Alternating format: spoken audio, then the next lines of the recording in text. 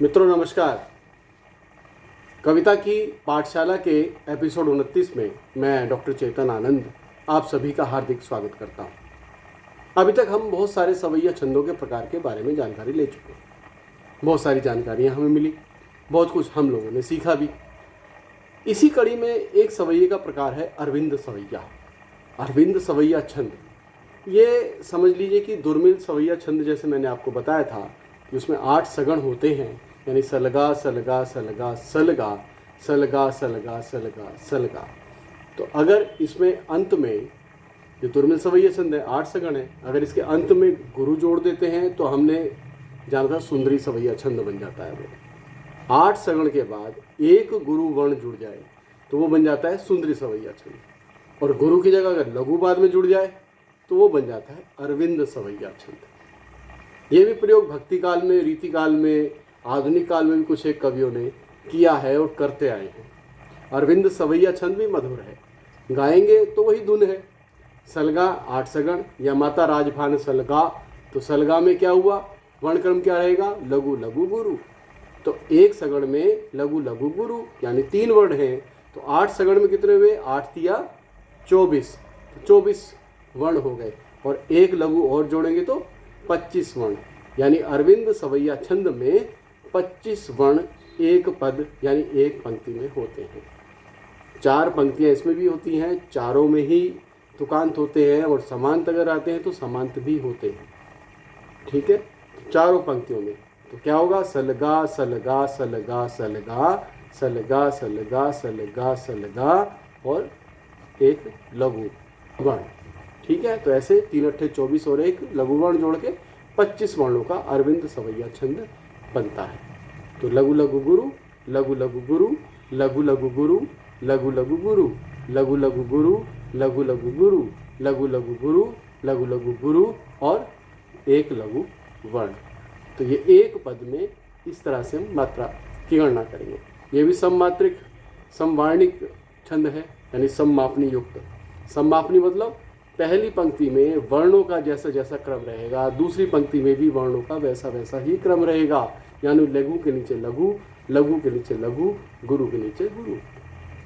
लेकिन कहीं गति में, प्रवाह में अवरोध आ रहा है, आप लोभ संवर्ण नहीं कर पा रहे हैं, तो आप जो है गुरु वर्ण को लघु वर्ण में काउंट कर सकते हैं, गिन सकते हैं। यानी क्या बोलते हैं, वैसे बोलते हैं मात्रा गिराना, तो मात्रा पतन होना। तो ऐसे ही लघु वर्ण का पतन मान लिया जाएगा प्रवाह में। ठीक है, ये क्या है, गुण नहीं है लेकिन दोष भी नहीं है, एक ये छूट है जो सभी और कभी भी लेते आए। इस प्रकार से हमें गणना करनी है। एक उदाहरण के से मैं जो है अपनी बात को स्पष्ट करता हूँ।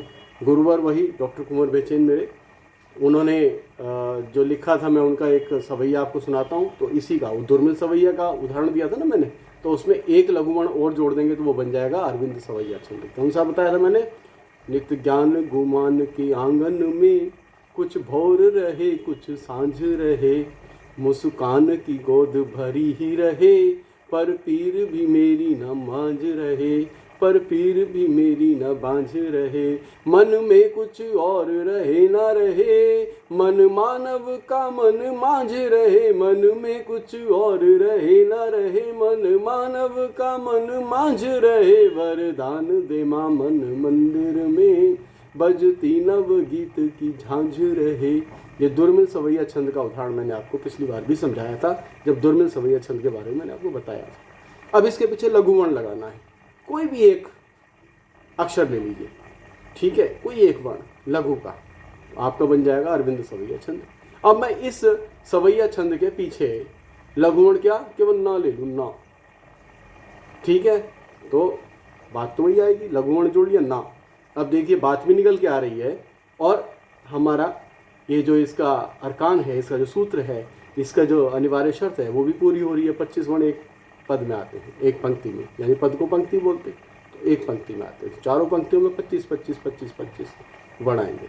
तो क्या सुनाया था मैंने, जो अभी नित्य ज्ञान गुमान के आंगन में कुछ भोर रहे कुछ सांझ रहे, ये 24 वर्ण है, दुर्मिल सवैया छंद का सूत्र है। लेकिन इसमें ना लगा दे पीछे एक लघु वर्ण, तो बन जाएगा अरविंद सवैया छंद। कैसे? नित्य ज्ञान गुमान के आंगन में, कुछ भोर रहे कुछ सांझ रहे ना। ऐसे लगा देंगे तो ये बन जाएगा अरविंद सवैया छंद। तो नित्य ज्ञान गुमान के आंगन में, कुछ भोर रहे कुछ सांझ रहे ना, है ना। तो इस प्रकार से मुस्कान की गोद भरी ही रहे, पर पीर भी मेरी ना बांझ रहे ना। मन में कुछ और रहे ना रहे, मन में कुछ और रहे ना रहे, मन मानव का मन मांझ रहे ना। वरदान दे मां मन मंदिर में, बजती नवगीत की झांझ रहे ना। तो ऐसे जोड़ने से अरविंद सवैया छंद का उदाहरण बन जाता है। गणना आप सभी जानते हैं। सलगा में क्या हुआ जो बताया था मैं, लघु लघु गुरु। तो नित्य ज्ञा तो लघु लघु गुरु। न गुमा तो न और गु और माँ तो लघु लघु गुरु। तो दूसरा सगड़ा है ना, गुमा तो ना बचा मान में, माँ इधर आ गया। मान नित्य ज्ञान गुमान के आंगन के में वर्ण गिर रहा है तो लघु, न के तो लघु गुरु, लघु लघु के आंगन आ इधर जोड़ दो तो सगण एक और आ जाता है, लघु लघु गुरु। इस तरह से इसकी गणना करनी है, बहुत आसान है। यानी ये दुर्मिल सवैया छंद के सदृश्य ही उसका विस्तार कह सकते हैं आप। दुर्मिल सवैया छंद का एक विस्तार है। लघुवर्ण बाद में जोड़ दोगे तो अरविंद सवैया छंद बन जाएगा 8 सगण के पीछे, और गुरुवर्ण अगर 8 सगण के पीछे जोड़ दोगे तो वो सुंदरी सवैया छंद बन जाता है। ठीक है, आसान है। अभ्यास करो, लिखो, मज़ा आएगा। जितने करत करत अभ्यास ते जड़मति हो तो सुजान। तो जितने भी अभ्यास निरंतर करते जाओगे, लिखने की कला आती जाएगी, भाषा शैली पर आपकी ग्रिप बनती जाएगी, आपके भावों को एक शेप मिलने की शुरू हो जाएगी। तो सवैया छंद जो हैं अच्छे हैं। भक्ति काल में भी लिखे, रीति काल में लिखे, आधुनिक काल में दिनकर ने लिखे, अनूप ने लिखे, रीति काल में घनानंद ने भी लिखे। तो आज के लिए इतना ही। अगली बार फिर कोई नया विषय पर, नई किसी विधा पर हम लोग सीखेंगे।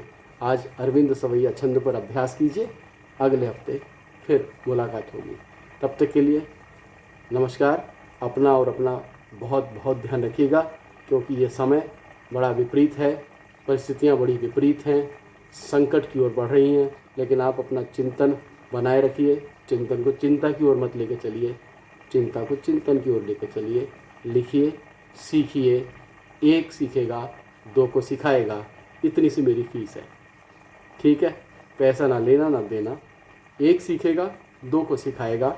साहित्य में एक नई मुहिम जो मैं लेकर आया हूँ, इतनी ही फीस है मेरी बस।